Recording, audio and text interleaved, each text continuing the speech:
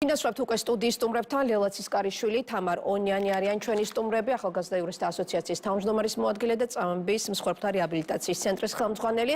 ჩვენ ვხედავთ რა მოცემულობა არის 28 ნოემბრის შემდეგ ქვეყანაში. ოპოზიცია, მთელი ოპოზიციური სპექტრი პრეზიდენტთან ერთად მოუწოდებს ხელისუფლებას, რომ დაინიშნოს ახალი არჩევნები, დღეს გაისმა ვადამდელი არჩევნების მოთხოვნა. ყოველ შემთხვევაში ახლა ოპოზიციური სპექტრი გადის კონსულტაციებს სალომე ზურაბიშვილთან, თუ როგორ ესახებათ მათ ამ კრიზისიდან გამოსვლა. თქვენი პირადად მოსაზრება როგორი არის, რა მოცემულობაში ახლა ქვეყანა და როგორ უნდა განმოხდეს ამ მძიმე ვითარების განმუხტვა? ჩვენი სამოქალაქო საზოგადოების პოზიცია არის ის და დღეს რაზეც სასაუბრად მოვედით აქ, არის ის, რომ 28 ნოემბრიდან რაც დაიწყო საქართველოში, ეს არის უპრეცედენტო საქართველოს ბოლო 10 წლეულის ისტორიის განმავლობაში მასშტაბი წამების და არახმოვანური მოპყრობის მშვიდობიანი დემონსტრანტების მიმართ. თქვენ ახსენეთ, რომ გიორგი ზერეკიძე იქნება თქვენი მომდევნო სტუმარი.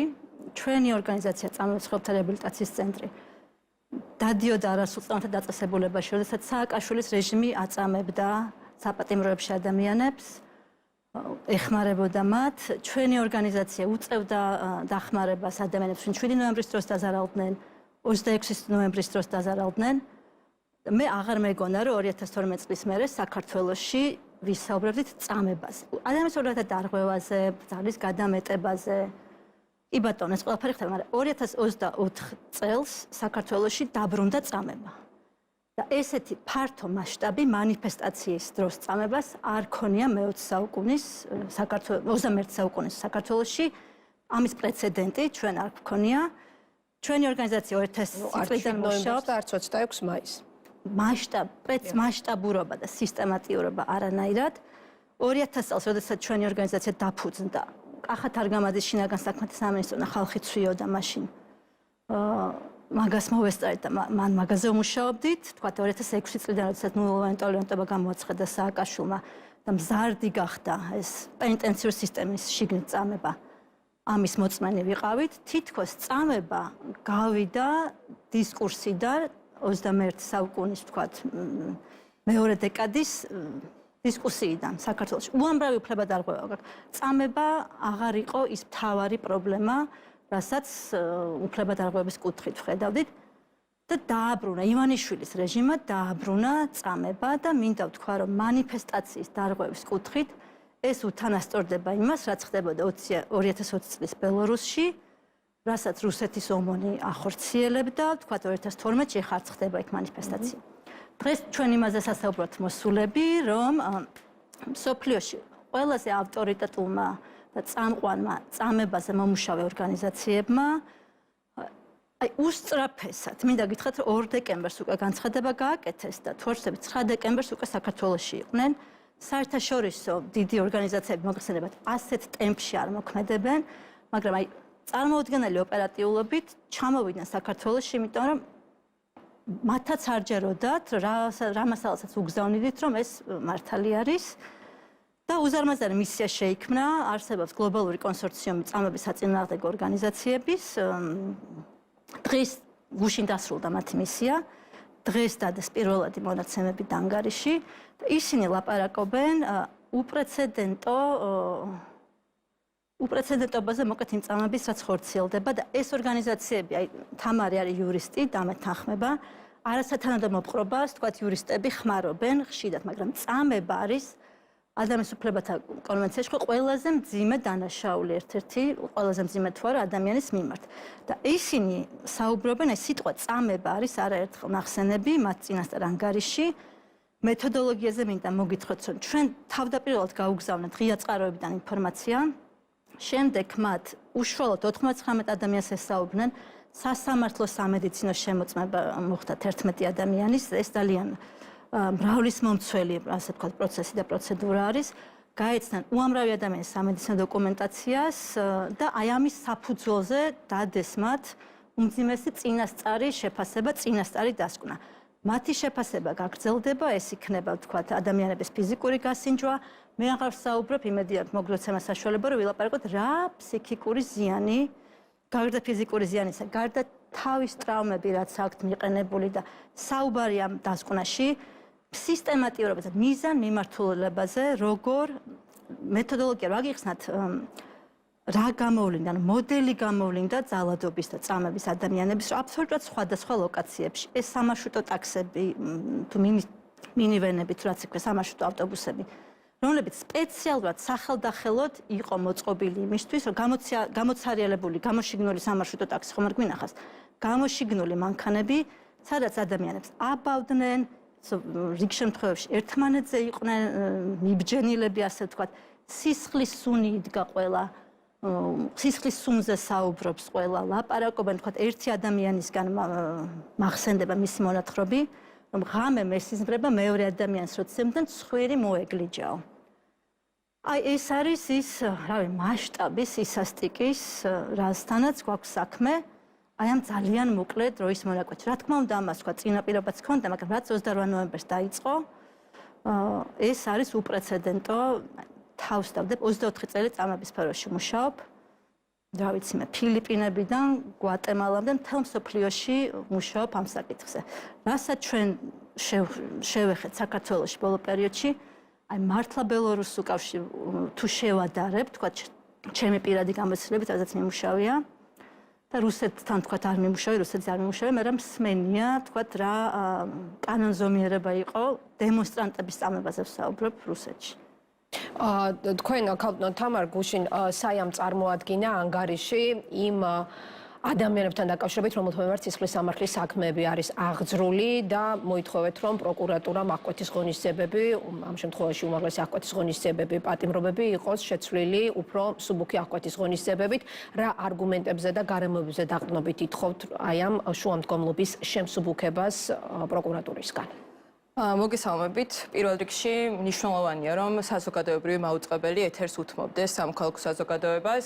ჩვენ ეს შესაძლებლობა წარსულში არ გვქონია იმ მნიშვნელოვან საკითხებთან დაკავშირებით, რომელზეც საია წლებია მუშაობს და ჩვენი არსებობის ისტორიაში 1,300,000-ზე მეტ ადამიანს უფასო იურიდიულ დახმარება გავუწიეთ და დღეს მნიშვნელოვანია, რომ ამ ეთერით მათ შორის საზოგადოებას გავაგონოთ ის ხმა და ის პრობლემები, რაზეც დელა საუბრობდა და რაზეც საუბარსაც ახლა მე ვაპირებ.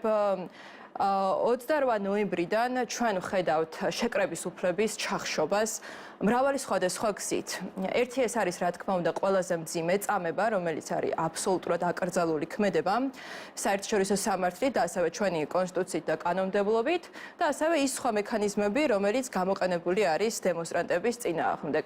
საი ასევე აკვირდება სისხლის სამართლის საქმებს სასამართლოში, თქვენი კითხვაც ამას უკავშირდებოდა და ამასთან დაკავშირებით ჩვენ ხვალ გამოვაქვეყნებთ დეტალურ ანგარიშს ჩვენს მიგნებებს ამ პროცესთან მიმართებით და რაც შეგვიძლია ვთქვათ ამ ეტაპზე და რაც წარსულშიც გაგვიჟღერებია არის ის, რომ თუნდაც აღკვეთის ღონისძიების მოთხოვნასთან დაკავშირებით, რაზეც თქვენი კითხვა მიემართებოდა, პროკურატურა არ წარუდგენს სასამართლოს იმ ინდივიდუალურ გარემოებებს და შაბლონურად ასაბუთებს აღკვეთ ღონისძიებას, რაც დამეთანხმებით, რომ სამართლებრივი სახელმწიფოსთვის, რომელსაც აქვს პრეტენზია, რომ აქვს სასამართლო სისტემა, არის კატეგორიულად მიუღებელია ასევე ადმინისტრაციული გამოძიება უწყება. კატეგორიულად მიუღებელია ბრალდების მხარის მიერ შაბლონური ტექსტის წარდგენა სასამართლოში ყოველგვარი მტკიცებულებების გარეშე. არა იურისტი მაყურებლისთვისაც მარტივად გასაგები რომ გახდეს, ინდივიდუალურ პირს პროკურატურა წარუდგენს ბრალს დებს მას იმაში, რომ მან დანაშაული ჩაიდინა, თუმცა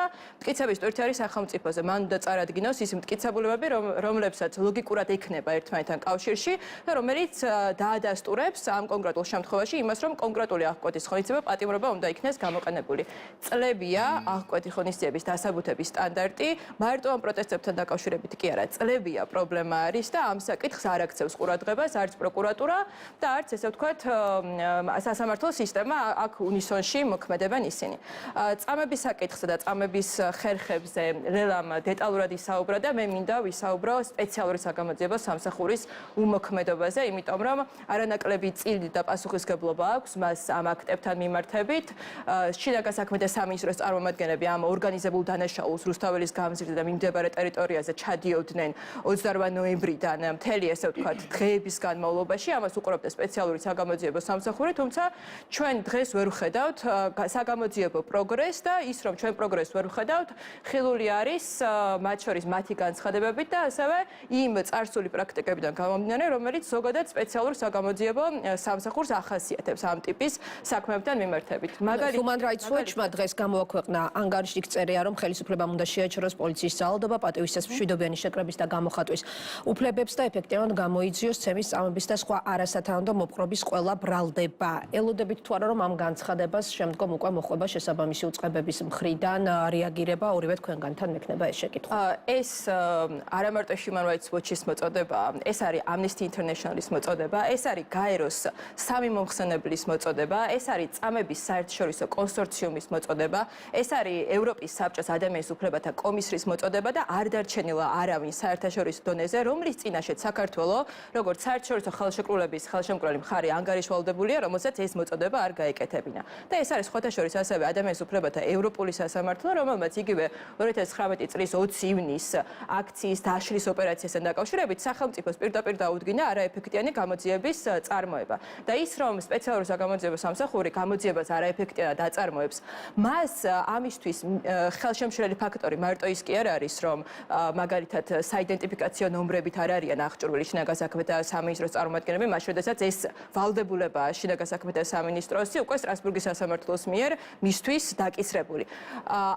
ამის მიღმა სპეციალურ საგამოძიებო სამსახურს მარტივად შეუძლია შინაგან საქმეთა სამინისტროსთან გამოითხოვოს გეგმა, რომელიც ყველა აქციის დაშლის წინ, დარბევის წინ აუცილებლად უნდა შედგეს. ეს არის მათი საკანონმდებლო ვალდებულება. ამ გეგმაში უნდა ეწეროს, ვინ არის კონკრეტული დანაყოფების ხელმძღვანელი პირი, რა სპეციალური საშუალებები გამოიყენება და დღემდე ჩვენ არ ვიცით, რა ტიპის ქიმიური ნივთიერებები გამოიყენება აქციის დასაშლელად და იგივე ის სამედიცინო მტკიცებულებები, რომელიც კონსორციუმის დღევანდელ განცხადებაში არის მოყვანილი, ადასტურებს იმას, რომ ადამიანები უჩიოდნენ დღეების განმავლობაში, 2 კვირის განმავლობაში იგივე სასუნთქი გზების პრობლემას და ასე შემდეგ და არაერთი დემონსტრანტი აღნიშნავს იმას, რომ წყლის ჭაულში გარეული არის ქიმიური ნივთიერება, რომლის შესახებაც ჯანდაცვის სამინისტრომაც კი არ იცის. სულ მცირე საჯაროდ არ არის ამაზე ინფორმაცია და ეს არის ის ელემენტარული წინაპირობა, რომელიც თუნდაც მედპერსონალს სჭირდება იმისთვის, რომ მათ საკუთარი ვალდებულება შეასრულონ და ადამიანს, ესე ვთქვათ,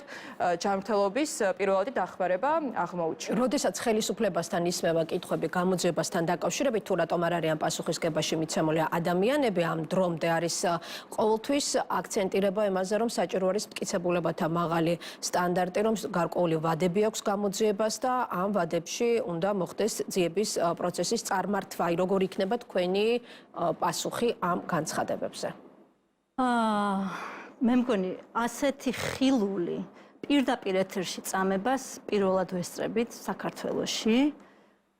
უამრავი ღია წყარო, უამრავი ვიდეო გვაქვს, როდესაც სახსალამად ადამიანს, თქვათ, დემონსტრაციის დროს შეყავთ კორიდორში და მე ვხედავთ აბსოლუტურად უსახლოს, ხო სახე აღარ აქვს ადამიანს, ისეთი დასიება აქვს.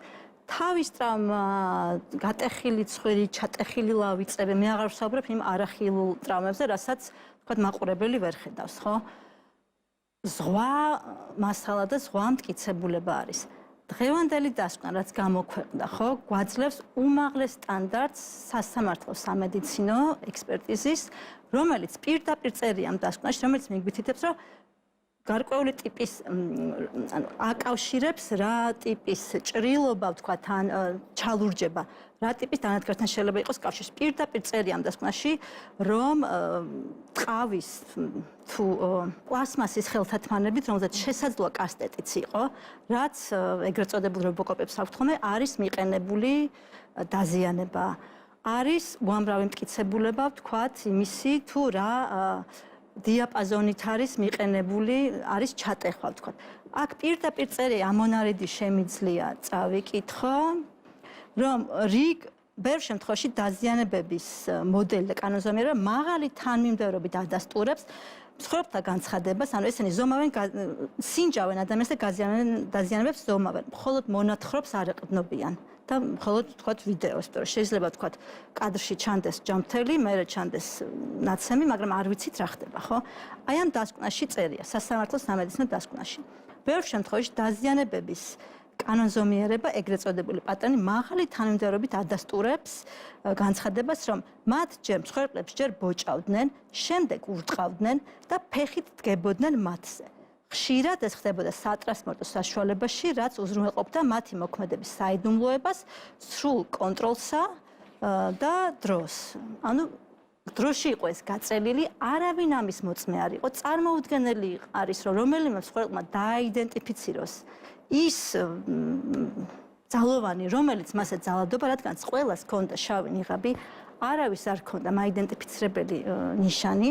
ეს არის ყველას რეკომენდაცია, რომ გასაგებია, რომ სპეციალური დანიშნულების რაზმი არ უნდა იყოს სახით იდენტიფიცირებული. ანუ მტკიცებულებებს რაც ეხება დიახალბნოვალი ან ეს მოწმეთა განცხადებები კიდევ გაქვთ თუ არა დამატებით მოპოვებული? კი ბატონო, მოწმეთა განცხადებები არის ღია წყაროების ინფორმაცია, სასამართლო სამედიცინო ექსპერტიზა არის წამყვანი მტკიცებულება, რომელიც, რა ვიცი, თქვენ რომ მიდიხართ კარდიოლოგთან, ხო, გული მტკივა ეუბნებით.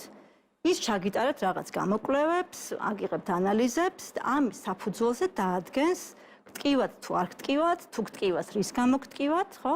იგივე სისტემა არის სასამართლო სამედიცინო შეფასების. და სწორედ აი ამ სასამართლო სამედიცინო შეფასების საფუძველზე დგინდება და ეს არის, რა ვიცი, უმაღლესი სტანდარტის მტკიცებულება.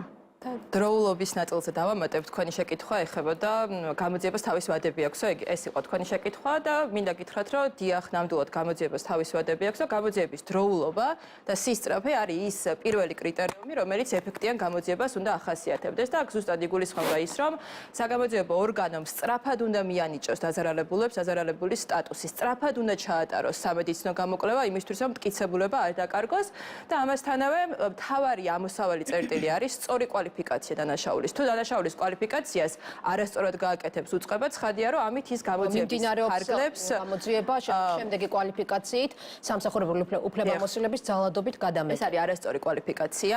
ამის სწორი კვალიფიკაცია არის წამება, არაადამიანური დამამცირებელი მოპყრობა და სწორი კვალიფიკაცია არის ზუსტად ის პრერეკვიზიტი, რომლის შედეგადაც შემდეგ მოხდება გამოძიების ფარგლების განსაზღვრა და ჩატარდება შესაბამისი საგამოძიებო მოქმედება. თუ თავიდანვე წამებად არ არის დაკვალიფიცირებული ეს ქმედება, მაშინ როგორ მოხდება მართლმსაჯულების აღსრულება ამ ფაქტებთან მიმართებით, იმიტომ რომ კიდევ ერთხელ ეს არ იყო უფლებამოსილების გადამეტება. უფლებამოსილების გადამეტება შეიძლება ადგილი ქონდეს იზოლირებულ, ინდივიდუალურ, ინციდენტურ შემთხვევაში. ამ შემთხვევაში ჩვენ გვაქვს კოორდინირებული, სისტემური, ორგანიზებული დანაშაული და ამ ყველაფერს ადასტურებს ზუსტად ჩვენებების თანმიმდევრულობა, ასევე ინციდენტების განმეორებითობა და ზუსტად მათ დამი მიყენებული ის დაზიანებები, ამ დაზიანებების მსგავსება, რომელიც ადამიანებს აქვთ. ეს იყო ფართომასშტაბიანი სისტემური წამება არაადამიანური მოპყრობა, რასაც აქციის ორგანიზაციას კომუნიკაცია სპეციალურ საგამოძიებო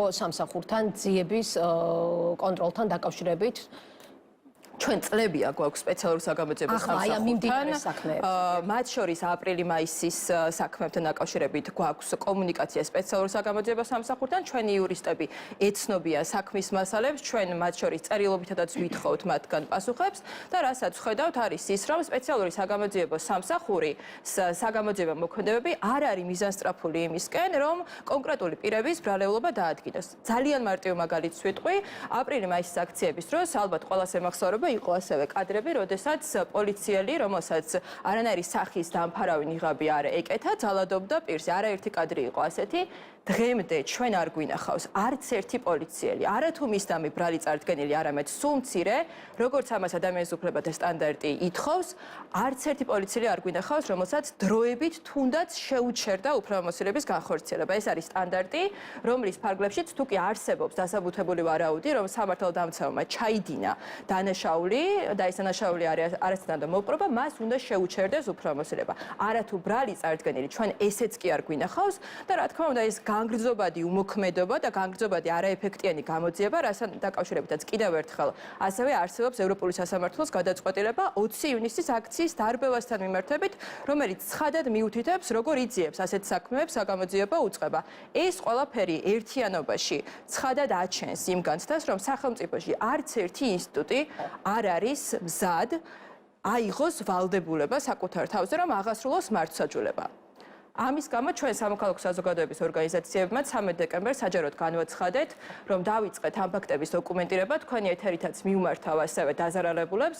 ყველა მათგანს შეუძლია რომ უგმართოს, ჩვენ ამისთვის სპეციალური ფორმაც აქვს, რომელიც მარტივად შეგიძლიათ საიას გვერდზე ასევე იპოვოთ, ან მეილის საშუალებით, რომელიც არის evidence-skylaji, მოგვაწოდოთ ინფორმაცია, თუ კი გახდით პოლიციის მხრიდან ძალადობის მსხვერპლი 28 ნოემბრიდან დღემდე, ან დაზარალდით ასევე აქტიური სპეციალური საშუალებებით წიწაკის სპრეის, წყლის ჭავრის თუ ასე შემდეგ გამოყენების. ბოლო შეკითხვა მექნება, როგორ შეაფასებდით იმ მოქალაქეების სასამართლო განხილვებს, რომლებიც ადმინისტრაციული სამართალდარღვევებით დააკავეს, რამდენი, მათი ნაწილი უკვე გათავისუფლებული არის, ჯერ ისევ მიმდინარეობს სასამართლო პროცესები.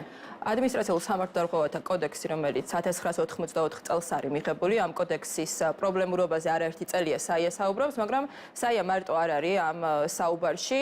იგივე გაერო, მაგალითად, სთხოვს სახელმწიფოს 2022 წლის სექტემბერში, ჯერ კიდევ სექტემბერში მოუწოდა მან, რომ სასწრაფოდ გაატაროს ამ კოდექსის რეფორმა. ამ სთხოვს ასევე ევროპული სასამართლო, ხო? ამ კოდექსის პრობლემურობას საერთაშორისო დონეზეც ის საერთაშორისო ორგანიზაციები, რომელიც ამ კუთხით მუშაობენ, ნათლად ხედავენ. შესაბამისად, სასამართლო პროცესები და ზოგადად ადმინისტრაციული სამართალდარღვევათა წარმოება არის ერთ-ერთი იარაღი საპროტესტო მუხტის ჩახშობის და აქციის დარბევა არ ხდება არა მარტო ესე ვთქვათ აქტიური საპოლიციო ძალის გამოყენებით, არამედ ასევე ხდება აქტივისტების დაკავებით და ამ დაკავებას ჩვენ უწოდებთ უკანონო დაკავებას.